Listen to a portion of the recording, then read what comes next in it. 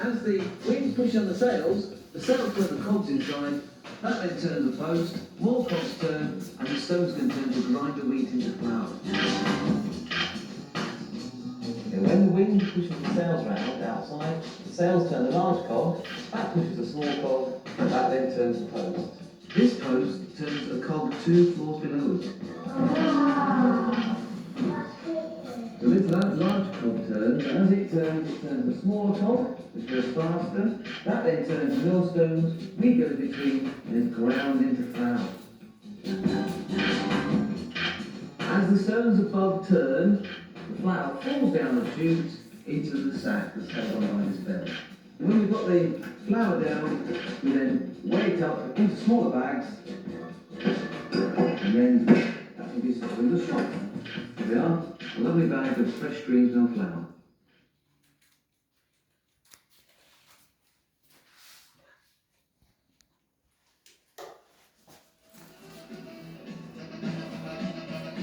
I get a puncture about once every 500 miles, and when I have a problem like that, I need the right tools to tackle it with. Now, the best tools to get the tyre off the rim are tyre levers.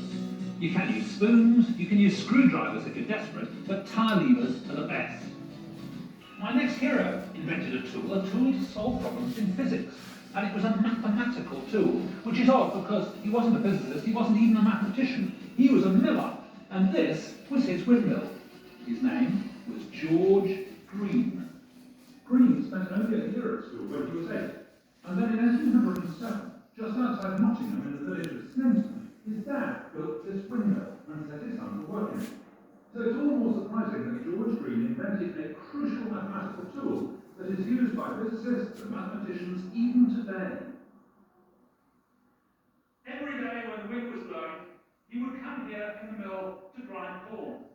Now, they actually employed a manager to run the mill, and the manager's house was built right onto the side of the windmill here. In fact, this white stuff here is the remains of plaster from the manager's front room.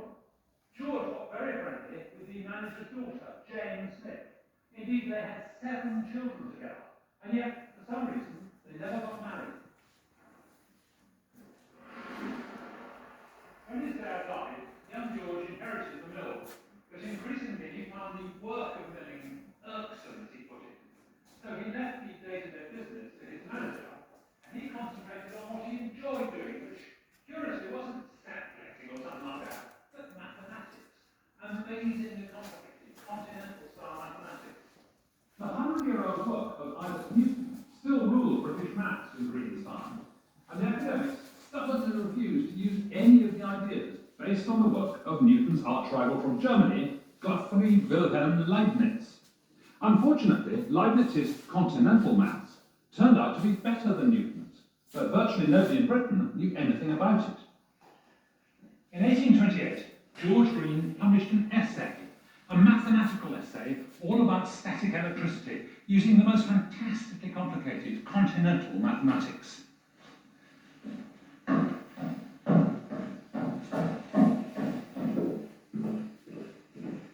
George had to pay out of his own pocket to get his essay printed, so what he did was put an ad in the local paper inviting people to subscribe. And they did, 51 of them, coughed up 7 and 6pence, which was very expensive for an essay. He printed 100 copies, and when those 51 got their copies, they must have been a bit shocked. If you look at this, the title is An Essay on the Application of Mathematical Analysis to the Theories of Electricity and Magnetism. Snappy title, isn't it? Well, just look at the text. It's absolutely unbelievable. I can't believe many of those people can possibly have read this. But one person who did was a chap called Sir Edward Bromhead, who'd actually studied maths at Cambridge, and he understood it, and he realised that this was very important. He wrote to George at once and said George ought to get this essay published in London so everyone could see it. But George thought he was just being polite, and he didn't feel sort of able to write back to a knight of the realm, and it took him 18 months to reply to Bromhead's letter.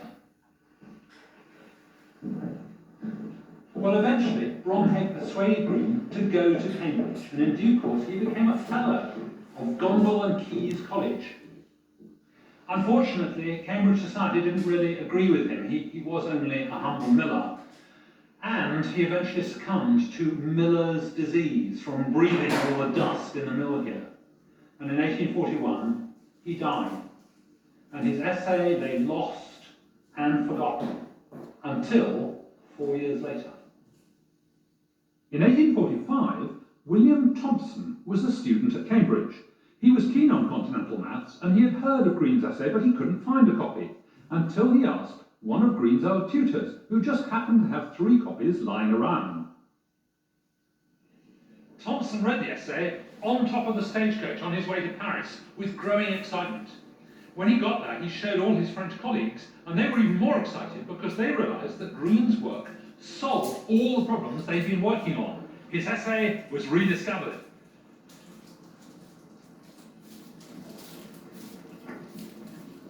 There's a chunk in Green's essay which came to be called Green's theorem. And because it's a mathematical tool, it's quite hard to explain what it is, but I have begun to understand what you can do with it. And here's a rather simple example. Imagine that this wooden square is a disco, and the white bit in the middle is the dance floor. Now, I'm not a great dancer, so I'm sitting here on this edge with my Bacardian coat, watching all the goings on. Now, there are loads and loads of people on the dance floor. I can only see a little edge here, but I can see who's coming and going across that edge. And knowing just that much, I can work out who's coming and going all the way around, how many people are crossing the edge of the dance floor. And using Green's theorem, I can then work out the total population of the dance floor, how many people are heaving about on there. And there is an example of its use. This is a simple example, but the brilliant thing about Green's theorem is that it can be applied to anything from how much charge is in a microchip to problems in acoustics, magnetism, and even hydrodynamics. George Green wrote his essay in the time of classical physics.